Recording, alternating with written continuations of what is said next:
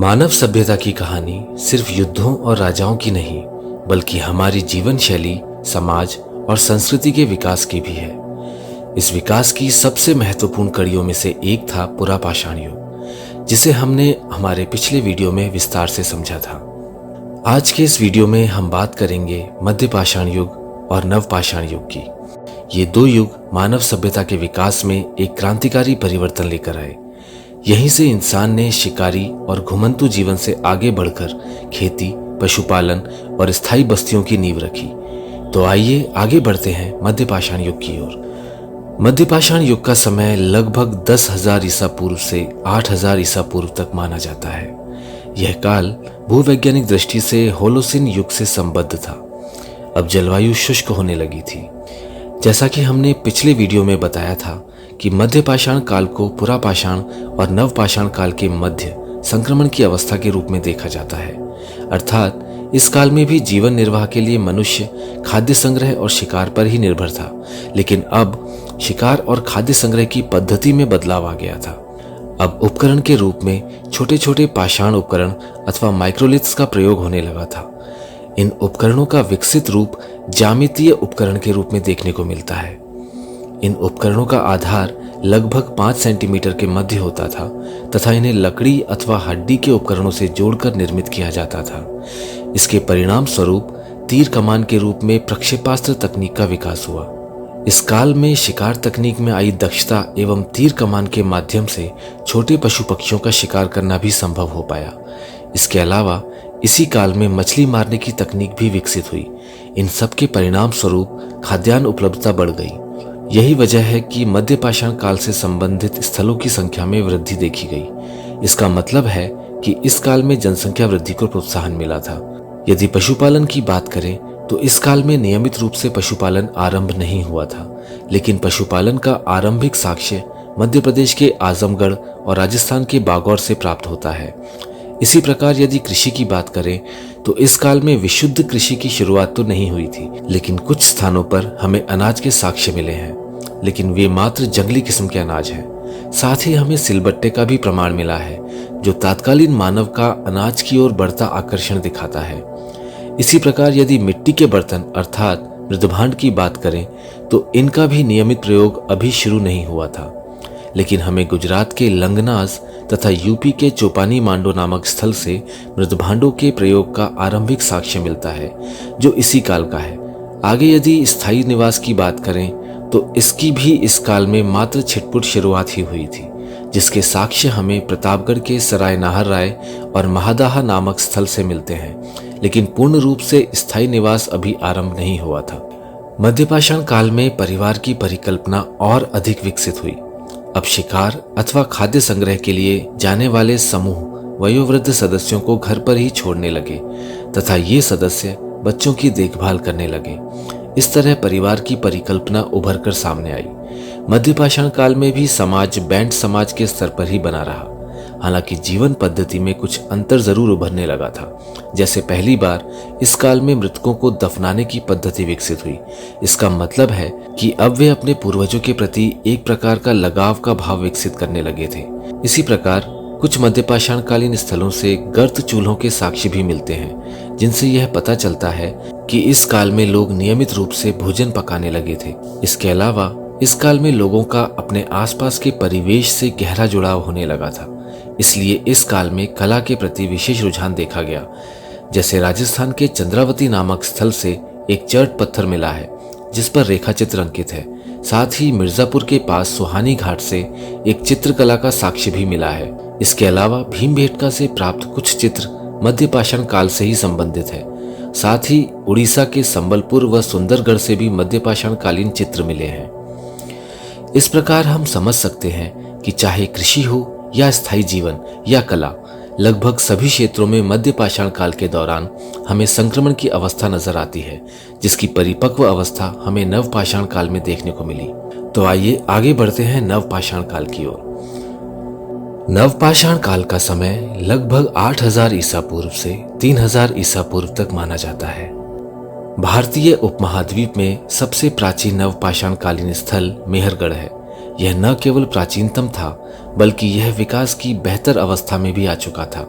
उदाहरण के लिए यहाँ से 3 प्रकार के गेहूं, 3 प्रकार की जौ तथा कपास और खजूर के साक्ष्य मिले हैं। फिर यहीं से कच्ची ईंटों का मकान भी मिला है।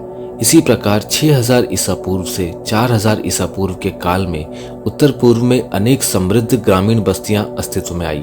उदाहरण के लिए मुंडी गर्द, किलीगुल मोहम्मद, रहमान ढेरी, कोट डीजी, आमरी आदि।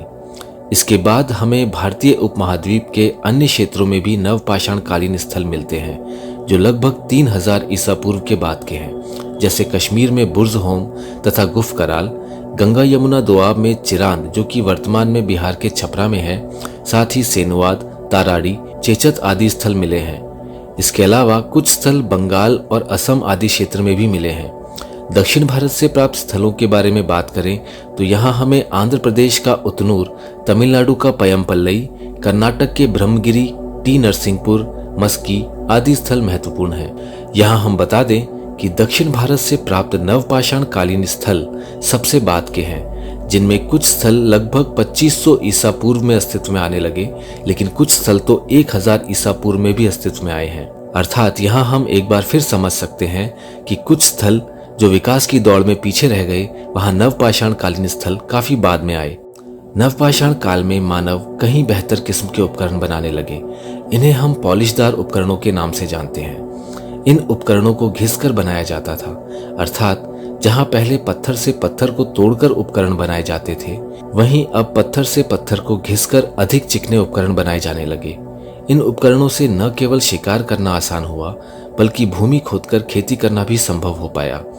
इसके अलावा इसी काल में पशुपालन की भी शुरुआत हुई। कृषि से पशुपालन को और अधिक प्रोत्साहन मिला, क्योंकि अब खेती के माध्यम से पशुओं के लिए चारा भी प्राप्त किया जा सकता था। यदि उत्पादन की बात करें तो पत्थर की कुदाल और पत्थर के उपकरणों से विकसित खेती तो संभव नहीं थी, फिर भी आवश्यकता से थोड़ा ज्यादा अनाज उत्पादन होने लगा। अब जब अनाज उत्पादन होने लगा तो अनाज को रखने के लिए मृद भांडों अर्थात बर्तनों की जरूरत पड़ी। अतः अब मृद भांडों का प्रचलन भी नियमित हो गया। पहले हाथ से बने मृद भांड बने, फिर आगे चाक का प्रयोग आरंभ हुआ। अनाजों को पहले मिट्टी के बर्तनों में रखा गया, पर जब उसकी उपलब्धता बढ़ गई तो धान्य कोठार अर्थात अन्नागार में रखा जाने लगा। मेहरगढ़ से हमें धान्य कोठार का साक्ष्य मिला है। इसी काल में कृषि के साथ साथ संभावित छोटे पैमाने पर व्यापार का प्रचलन भी शुरू हो गया था, क्योंकि कुछ स्थानों पर कुछ ऐसी वस्तुएं भी मिली हैं जो क्षेत्रीय स्तर पर उपलब्ध नहीं थी। इसका मतलब है कि उन्हें व्यापार के माध्यम से प्राप्त किया गया होगा। यदि इस काल के निवास स्थलों की बात करें तो चूंकि अब मानव कृषि करने लगा था तो उसने स्थायी निवास भी अपना लिया, क्योंकि कृषि के लिए एक लंबे समय तक एक स्थान पर रहना आवश्यक है। साथ ही कृषि में सामूहिकता की भावना भी अधिक होती है, इसलिए कृषि ने कुल मिलाकर स्थायी बस्तियों को प्रोत्साहन दिया। इन बस्तियों में सामान्यतः मकान लकड़ी और सरकंडे से विकसित होते थे। साथ ही कुछ मकान मिट्टी द्वारा भी निर्मित किए गए हैं। स्थायी जीवन आरंभ होने पर वृद्ध लोगों को और महिलाओं को पूर्व काल की तुलना में अधिक आराम मिलने लगा। एक तरफ लोग स्थायी जीवन जीने लगे तो वहीं दूसरी तरफ खाद्यान्नों की उपलब्धता बढ़ी। स्वाभाविक रूप से जनसंख्या वृद्धि को प्रोत्साहन भी मिला। यहाँ एक तथ्य समझने योग्य है कि कृषि के आरंभ के कारण के विषय में प्राय 2 प्रकार के मत देखने को मिलते हैं। एक मत के अनुसार जलवायु में होने वाले परिवर्तन ने कृषि के विकास का मार्ग प्रशस्त किया, वहीं एक दूसरे दृष्टिकोण के अनुसार जनसंख्या वृद्धि के कारण खाद्यान्न उपलब्धता तथा खाद्यान्न की जरूरत के बीच फासला बढ़ गया, इसलिए खाद्यान्न की पूर्ति के लिए कृषि का विकास किया गया। कारण जो भी रहा हो, निष्कर्ष यही है कि इस दौर में खाद्यान्न की आपूर्ति भी बढ़ी और जनसंख्या भी बढ़ी। कृषि के कारण न केवल आर्थिक बल्कि सांस्कृतिक दृष्टिकोण में भी परिवर्तन आया। अब लोग एक दूसरे को अनाज के रूप में उपहार देने लगे और साथ ही सार्वजनिक भोज की भी शुरुआत हुई। इससे भी सामूहिक जीवन को प्रोत्साहन मिला। लेकिन इन सकारात्मक परिवर्तनों के साथ ही कृषि के कुछ नकारात्मक पक्ष भी थे। कृषि के विकास के साथ सामाजिक विभाजन का भी आरंभ हो गया और अब बैंड समाज की जगह मुखिया तंत्र का विकास होने लगा, जिसका संकेत धान्य कोठार की उपस्थिति देता है। मुमकिन है कि मुखियाओं के द्वारा अतिरिक्त अनाज का संग्रह किया जाता होगा। फिर सामाजिक विषमता घरों की बनावट और कब्रों के आधार पर भी देखी जा सकती है। कुछ घर आयताकार हैं तो कुछ गोलाकार। इसी प्रकार कब्रों में रखी गई सामग्री भी सामाजिक स्तर को दर्शाती है। उदाहरण के लिए इस काल की मिली कुछ कब्रों में पत्थर से बने मनके और सीप निर्मित चूड़ियां मिली हैं, जो धनी वर्ग की उपस्थिति दर्शाती हैं। आगे यदि मृतक संस्कारों की बात करें तो इस काल में इस पद्धति का और भी अधिक विकसित रूप सामने आया। इस काल में बच्चों को मिट्टी के पात्र में रखकर दफनाया जाने लगा। कुछ कब्रों को मिट्टी के बर्तनों से भी ढका जाता था। सबसे बढ़कर बात यह है कि मृतक के साथ कुछ आवश्यकता की सामग्रियां भी दफनाई जाने लगी, जो यह दर्शाती हैं कि लोगों ने मृत्यु के बाद के जीवन की अवधारणा विकसित कर ली थी। इस काल की उपलब्धियों के कारण नवपाषाण युग को अक्सर ही कृषि क्रांति का युग भी कहा जाता है, क्योंकि इसी समय पहली बार कृषि की शुरुआत हुई थी। इस प्रकार हम पाते हैं कि नवपाषाण काल में इंसान केवल भोजन इकट्ठा करने तक सीमित नहीं रहा, बल्कि उसने स्वयं अनाज उगाना शुरू किया। गेहूं और जौ की फसलें उगाई जाने लगी और धीरे धीरे मनुष्य ने पशुपालन को भी अपनाया। कुत्ते, बकरी, भेड़ और गाय जैसे जानवरों को पालतू बनाया गया, जिससे न केवल भोजन बल्कि दूध उत्पादन और खेती में भी सहायता मिलने लगी। इस परिवर्तन का सबसे बड़ा प्रभाव यह हुआ कि इंसान अब स्थायी बस्तियों में बसने लगा। गुफाओं में रहने की बजाय उसने मिट्टी और पत्थर के घर बनाए, जहां वह परिवार और समुदाय के साथ रहने लगा। इसी स्थायित्व ने समाज और संस्कृति की नींव रखी। धीरे धीरे कला, शिल्प, धर्म और सामाजिक संरचना विकसित होने लगी। इस युग में कुम्हार कला, बुनाई और नई नई तकनीकों का विकास हुआ, जो आगे चलकर मानव सभ्यता के उन्नति के मुख्य स्तंभ बने।